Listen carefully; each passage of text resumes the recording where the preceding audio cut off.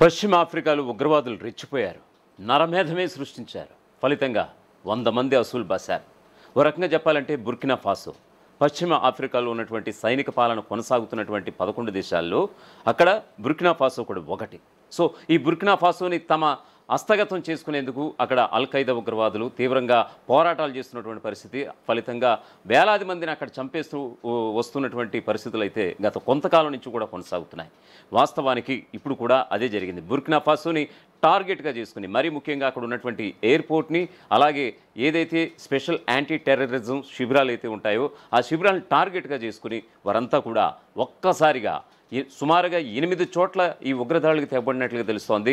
ఫలితంగా 100 మందికి పైగానే చనిపోయారని కూడా సమాచారం అయితే అందుతోంది. వారిలో మరీ ముఖ్యంగా సైనికులు, అక్కడ ఫ్యాక్టరీలో పనిచేసే కార్మికులు, అలాగే సామాన్య పౌరులు సైతం అక్కడ మరణించినటువంటి పరిస్థితి అయితే కనిపిస్తోంది.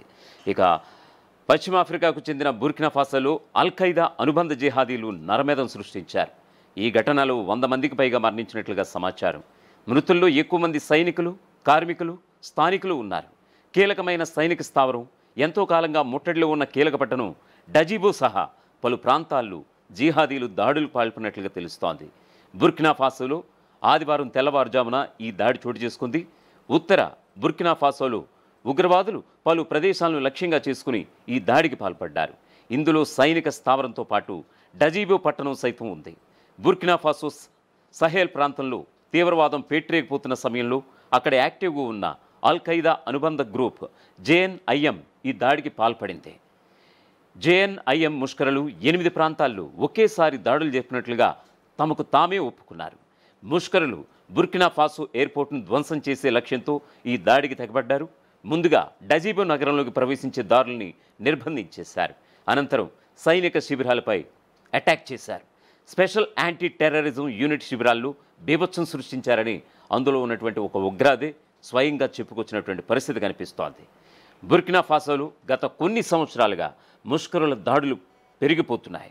ముఖ్యంగా జిహాదీ గ్రూపులు ఇస్లామిక్ స్టేట్, అల్-ఖైదా అనుబంధాలతో సంబంధాలు కలిగి ఉన్న మిలిటెంట్ గుంపులు అక్కడి కార్యకలాపాలు సాగిస్తున్నాయి. తాజా దాడిలో డజీబో ప్రాంతంలో ఉన్న ప్రధాన సైనిక స్థావరం లక్ష్యంగా మార్చారు. అంతేకాదు పరిసర ప్రాంతాల్లోని మరికొన్ని సైనిక కేంద్రాలు, ప్రైవేట్ నిర్మాణ స్థావరాలపైన దాడులు చోటు చేసుకున్నాయి.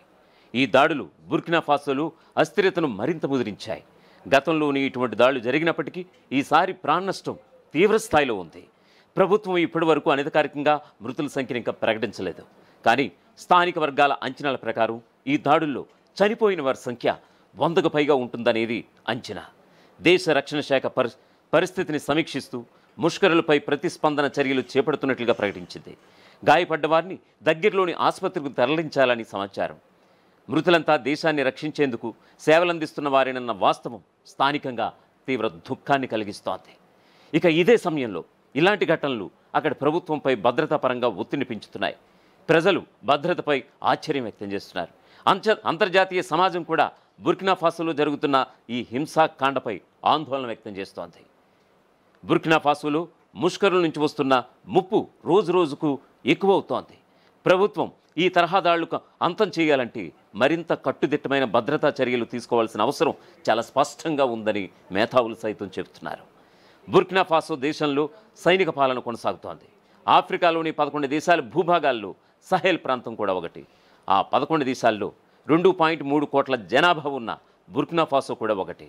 అయితే ఆఫ్రికా దేశాల్లో సహేల్ ప్రాంతం అత్యంత భద్రతా సంక్షోభం ఎదుర్కొంటున్న ప్రాంతంగా ఇక్కడ కొనసాగుతోంది.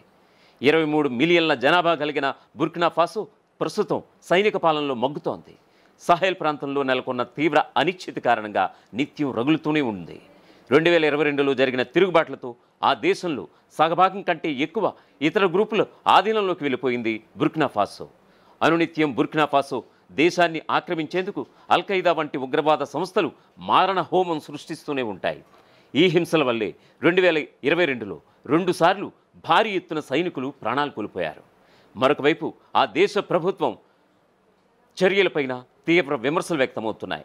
చట్టాన్ని తమ చేతుల్లోకి తీసుకుని హత్యలకు పాల్పడుతున్నట్లుగా ఆరోపణలు ఉన్నాయి. ఈ ఏడాది మార్చిలో ఇక్కడి సొలెంజో పట్టణ సమీపంలో ఫులనీ జాతికి చెందిన దాదాపు 100 మంది పౌరులను ప్రభుత్వ బలగాలు, దాని అనుకూల వాలంటీర్లు కాల్చి చంపినట్లుగా హ్యూమన్ రైట్స్ వాచ్ సంస్థ ఇటీవల వెల్లడించింది. ఇక్కడ ప్రాంతంలో ఫులనీ జాతికి చెందిన ప్రజలే ఎక్కువగా ఉంటారని, ఈ నేపథ్యంలోనే వారిని లక్ష్యంగా చేసుకుని ప్రభుత్వ బలగాలు ఈ దారుణ ఘటనకు పాల్పడినట్లుగా బాధితులు సామాజిక మాధ్యమాల్లో వైరల్ అయిన వీడియోల ద్వారా తెలుస్తుందని హ్యూమన్ రైట్ వాచ్ వెల్లడించింది. అయితే దీన్ని ప్రభుత్వం ఖండించింది. ఇది దుష్ప్రచారమని, సామాజిక మాధ్యమాల్లో వచ్చిన ఫోటోలు వివిధ వర్గాల మధ్య విద్వేషాలు రెచ్చగొట్టేలా ఉన్నాయని పేర్కొంది. మొత్తంగా బుర్కినా ఫాసో ప్రస్తుతం ఉగ్రవాద జాడల్లో, ఉగ్రవాద కను సైగల్లో ఉందానంటే గనక ప్రస్తుతం ఈరోజు జరిగినటువంటి ఒక నరమేధం, ఒక మచ్చు తునక. ఎందుకంటే గత కొన్నేళ్లుగా కూడా అక్కడ ఉగ్రవాదులు బుర్కినా ఫాసోని తమ చేతుల్లోకి తీసుకోవాలని అక్కడ సైనిక పాలన కొనసాగుతున్నటువంటి ఆ బుర్కినా ఫాసో దేశంపై దాడులకు తెగబడుతూనే ఉన్నారు. అక్కడ ఉన్నటువంటి సైనికులను అలాగే సామాన్య పౌరులను సైతం విచక్షణారహితంగా కాల్చి చంపుతున్నటువంటి పరిస్థితి అయితే కనిపిస్తోంది. ప్రపంచంలో ఏ మూల ఏ క్షణం ఏం జరుగుతుందో వేగంగా తెలుసుకోవడానికి తొలి వెలుగు వాట్సాప్ ఛానల్ని ఫాలో చేయండి.